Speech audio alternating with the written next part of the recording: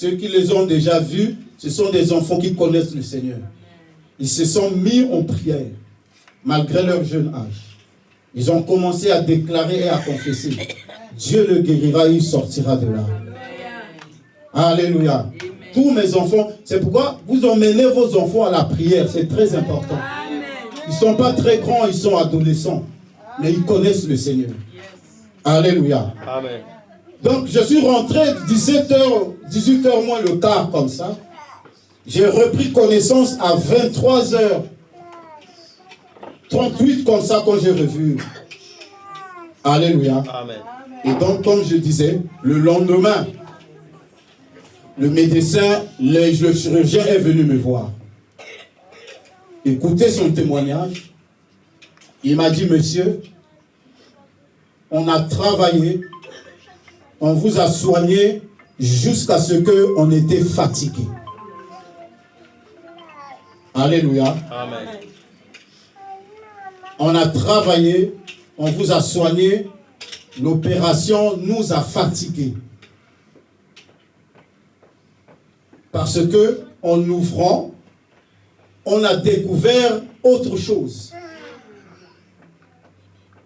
Et comme je le dis, par la grâce de Dieu, touchés par le Seigneur, arrivés en ce moment-là, quand ils ont ouvert le ventre, le Seigneur leur a montré d'autres choses que les scanners et l'échographie n'avaient pas vues. Le Dieu que nous prions. Amen. Amen. Le Dieu que nous prions. C'est lui qui voit tout. C'est lui qui connaît tout. C'est pourquoi il ne faut pas t'inquiéter, bien-aimé. Le Seigneur que tu pries, il voit tout, il connaît tout. Le chirurgien m'a témoigné. Vous savez, un chirurgien, c'est un praticien. Il programme les opérations.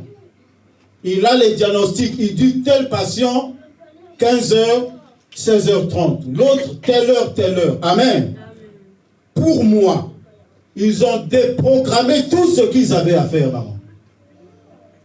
Alléluia. Amen. Pour s'occuper de mon cas. Dieu les a plantés là. Dieu leur a dit, vous restez là. Alléluia. Amen. Ils ont travaillé. Maintenant, et ils sont des hommes. Vous savez que les chirurgiens qui opèrent, ils n'ont pas d'obligation de résultat. N'oublie jamais ça. Est-ce que tu comprends ce que ça veut dire? Ça veut dire qu'une fois qu'il a fait son opération, que tu vives, que tu meurs, lui, il a fait son travail. Il a déprogrammé les opérations qu'il avait. Il a insisté avec l'équipe. Bien-aimé, ces gens-là, s'il n'est pas touché par Dieu, il peut arrêter le travail.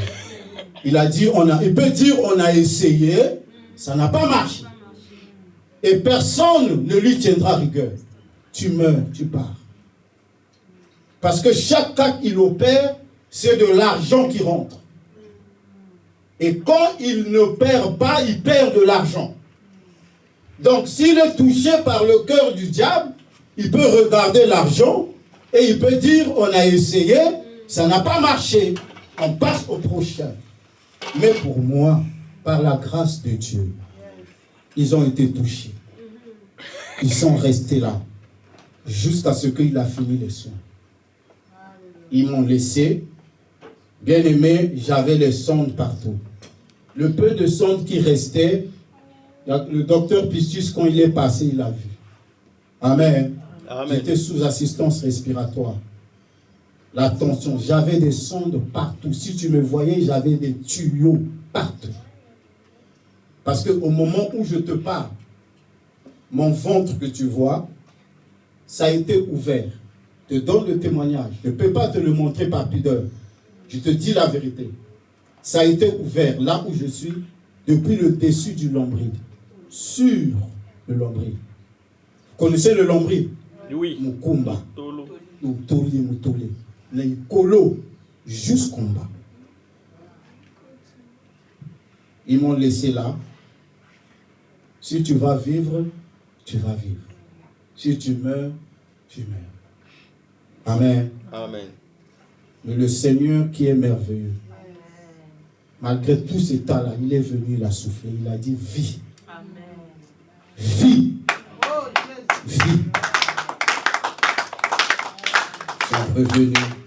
Ils sont revenus voir. Ils sont revenus voir. Ils sont revenus voir. Ils m'ont réveillé, ils m'ont demandé ça va. Alléluia.